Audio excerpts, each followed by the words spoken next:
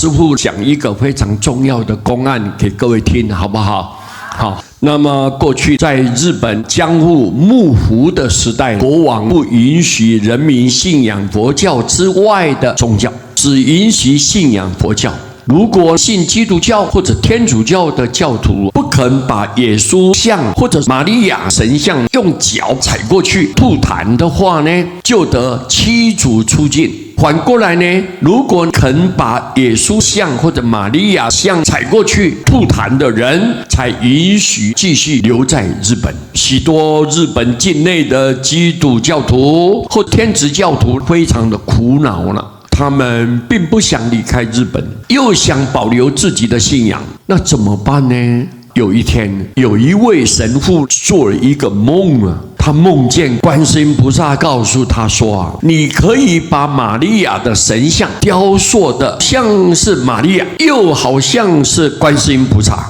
眼睛是蓝色的，鼻子是高挺的，皮肤的颜色是白皙的，长得像玛利亚，可是穿着又像观世音菩萨。当你要做客的时候，可以把圣像当作玛利亚，万一你被抓起来的时候，你可以把圣像当成是观世音菩萨，踩过去，观世音菩萨允许神父踩过去。结果这一尊圣像在基督教及天主教就叫做观音玛利亚，在佛教就叫做玛利亚观世音啊。他帮助基督教及天主教徒们维持了他们的信仰。各位，很简短的一个公案，我们仔细想一想，这个公案当中，观世音菩萨无我的精神，观世音菩萨不会要别人只信仰他，连异教徒他也慈悲的帮忙。观世音菩萨恶事向自己，好事向他人。遇到恭敬礼拜的时候，他允许神父们将恭敬给玛利亚。当遇到诽谤或者羞辱的时候呢，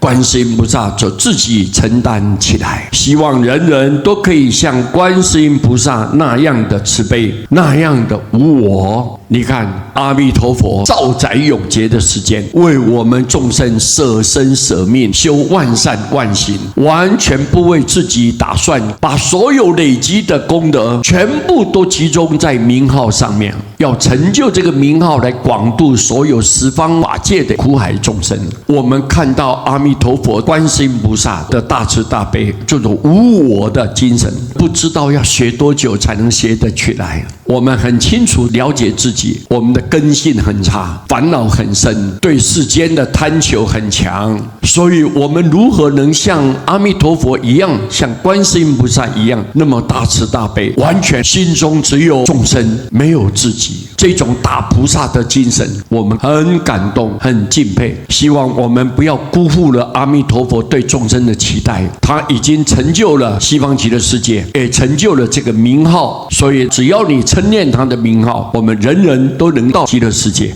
到了极乐世界，个个都可以成佛，这是佛跟观世音菩萨共同的愿望。我们一定要努力的建立信心，称念名号，我们人人得到阿弥陀慈悲关怀跟救度，这个是我们所共同期待的。希望我们大家一起来勉励。阿弥陀佛。